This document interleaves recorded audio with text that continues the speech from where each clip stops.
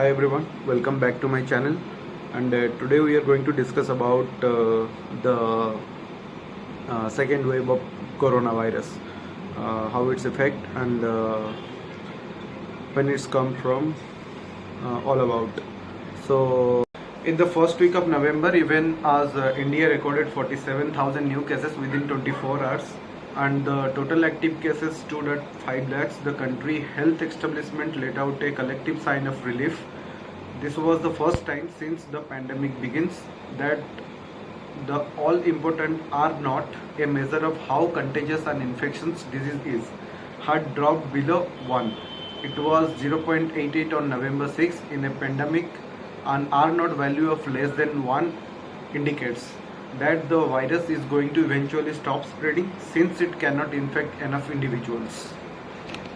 India's R naught value in November had foretold the eventual fall in COVID cases. Active cases began to drop steadily and the pandemic curve turned downwards for the first time as more people recovered from COVID and fewer got infected. States began to lift restrictions for a while. It seems the pandemic was nearing its end. But come February 11 and the curve turned the other way. The number of new cases per day began rising by the hundreds. By early of March, roughly 1,500 more cases were being added every day than during the lows in February, with most cases being reported from Maharashtra. Health Secretary Rajesh Bhushan declared the state was experiencing a second wave of COVID. Soon similar spikes hit several other parts of the country. Between March 14 and 22, COVID cases in India jumped 150%. Around 1,30,000 new cases were added in 3 days. And the daily count of 47,009 on March 21st was the highest yet in 2021. India's daily cases are now the third highest after the US and Brazil. The R value of 1.32 is the country's highest since April 2020. The positivity rate is also rising from 1.6% of sample testing positive in February to 5% on March 22. The positivity rate is in 13 states is higher than the WHO scare benchmark of under 5%. It is 13.6% in Maharashtra and 8.7% in Kerala. Data from the Union Ministry of Health and Family Welfare MOHFW suggest a fresh surge across the country since March 1. 70 districts have seen an uptick of about 150% in their cases load. Daily COVID count of 800 on March 21st was its highest this year, just as the 1640 cases in Gujarat the same day were the highest ever to be recorded in the state in a single day. Tamil Nadu's 1385 cases on March 21st were the highest since December 14th. The same day, Rajasthan saw 602 cases, the highest since January 1. The surge has naturally left the government apprehensive. On March 17, Prime Minister Narendra Modi called the rise in COVID cases as the sort of a second wave and urged all states to set up testing, create micro-containment zone and set up the vaccination drive. Our confidence should not become overconfidence. Our success should not turn into negligence. We have to stop the second wave, he said. Two board regions are being cited to explain the surge in cases. First, COVID variants from the UK, Brazil and South Africa, which are known to be more infectious than the previous 10 of the virus in India. The possibility of a new homegrown variant is also not being ruled out. After a UK variant was detected in January, Indian government increased genome sequencing. 10 institutes, including the Hyderabad-based Center for Cellular and Molecular Biology (CCMB), were tasked with sequencing about 5% of all samples in India. Around 7,000 variants with 24,000 mutants have so far been found in India, but none of these mutants increase infectivity or the severity of symptoms. On March 23rd, an analysis of 401 samples sent from Punjab to the National Centre of Disease Control (NCDC) found 81% of them testing positive for the UK variant of the virus. Punjab, as on March 24, had the third highest number of active cases in the country and the highest cases fatality rate (CFR). The proportion of deaths among total individuals infected. A study by the Imperial College London found the new strain in the UK to have an R value of 1.45, while it was around 0.92 for the previous strain.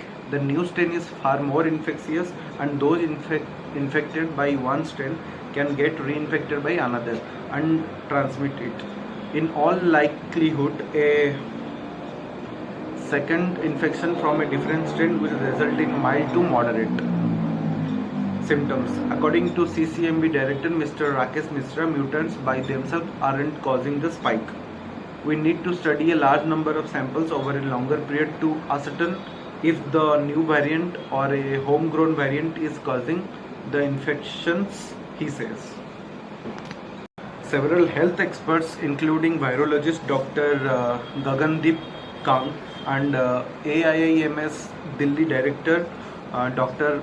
Randeep Guleria, have emphasized the need to scale up India's genome sequencing capacity. According to Dr. Kang, there is no other way to rule out another big wave in the future triggered by more infectious COVID variants. Adds Dr. Misra, all new strains can be kept by bay if people adopt COVID safety measures, mask, social distancing and hand hygiene. The spike in COVID cases could also be due to sheer public complacency, from attending large weddings and crowded public functions to headless crowding in malls and marketplaces. The general public has been quite lax about adhering to basic safety protocols. It's a mistake made by several countries such as the UK, the US, Brazil and Germany. States are no longer following the track treat strategy. People are also roaming around without their mask on, and there is little social distancing, says Dr. Guleria. At New Delhi's Max Super Specialty Hospital, beds in the COVID wards have again started to fill up. The young are getting more infected this time around. This is largely due to the opening up of interstate level and the slack in following COVID precautions, says Dr. Vivek Nangia, head of pulmonology and respiratory medicine at the hospital. Vaccines have also given people a false sense of safety. Health experts caution that the COVID virus is too resilient to risk laxity.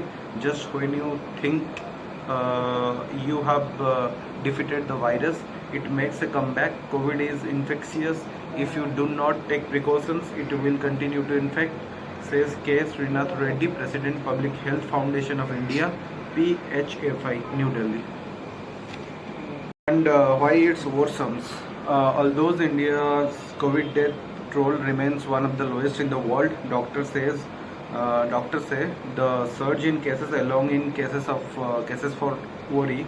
COVID cases reported in the past few weeks have been mild, leading to the notion that the viral symptoms have reduced. Since more young people are getting infected, the symptoms are less severe, says Dr. Nagia. He adds that the clinical management for moderate COVID remains a combination of remdesivir and steroids. and the latter in particular rates of blood sugar and blood pressure complications if the use is prolonged.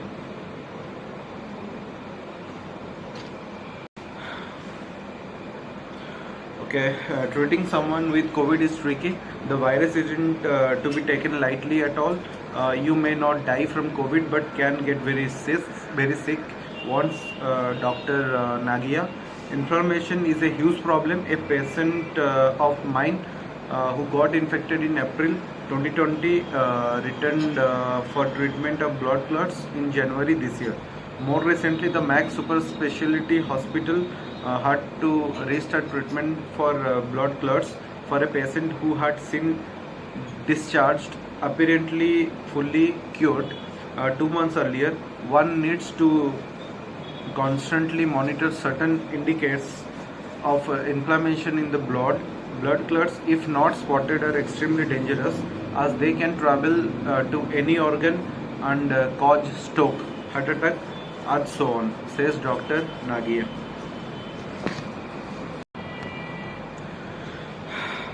Those who survive the severe symptoms may have to live with scarred lungs, even climbing stairs becoming difficult once your lungs are compromised. So it isn't just about surviving COVID, it impacts your quality of life, causes stress, and can add to your financial burden, says Amrita Singh, a 43 years old Noida resident who recovered from severe COVID a month ago.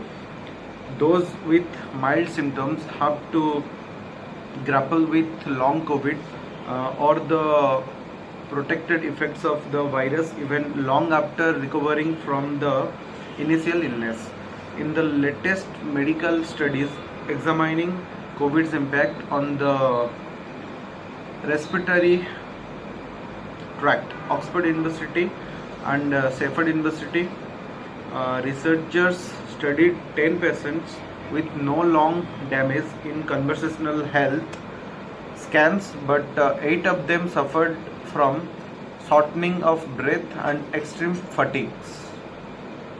MRI scans found that 3 months into recovery, these patients had signs of lung damage that traditional scans could not have spotted.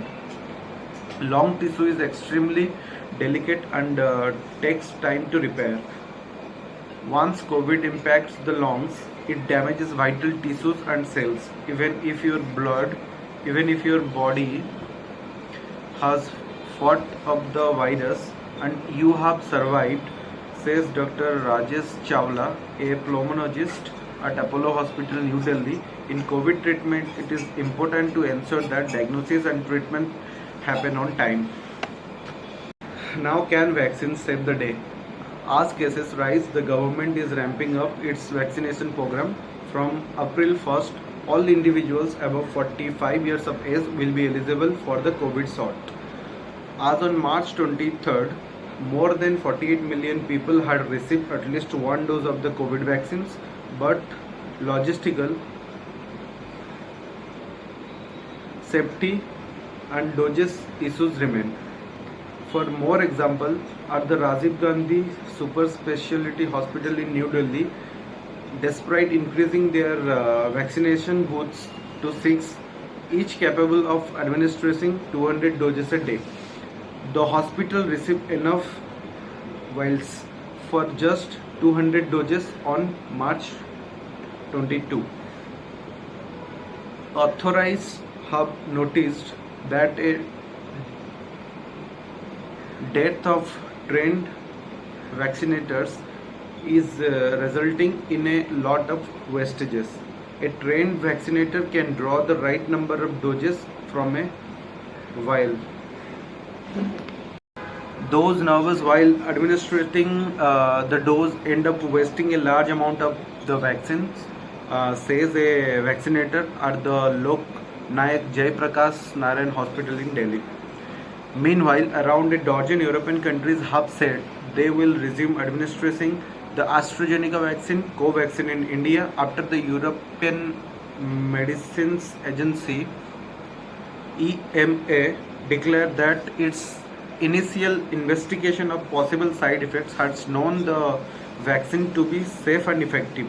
It is hoped that the move will have an encouraging effect in India, where vaccine hesitancy remains high. The Indian government has increased the gap between the two vaccines doses to 6 and 8 weeks from 4 to 6 weeks earlier. An analysis of phase 2 results in the UK, Brazil and South Africa found vaccine efficiency improving to 59.4% from 54.9%. If the second dose was given 6 and 8 weeks after the first one, to 63.7% if it was given 9 to 11 weeks later, and 82.4% if given after 12 weeks. However, a government panel said there wasn't enough convincing data to increase the gap between the two doses to more than 8 weeks. 2 months into a vaccination drive, cases have emerged of recipient getting infected. Dr. Farah Ingale, an internal medicine specialist at Fortis Hospital in Navi Mumbai, had taken both doses of Covishield. She developed high fever and body ache on March 26th and tested positive for COVID. I was surprised to find myself infected even after vaccination. It is important to realize that it is still too soon to stop taking COVID precautions. The vaccination drive is still too slow to give the kind of protection needed, she says. In Germany, which has already seen two waves of COVID, a third one is now beginning and leading to fresh restrictions. In India, a similar situation was observed on a smaller scale in Delhi last Diwali. Health expert caution soundingly that the only things that will keep the COVID curve down the following: the safety norms, wearing mask, hand hygiene and social distancing.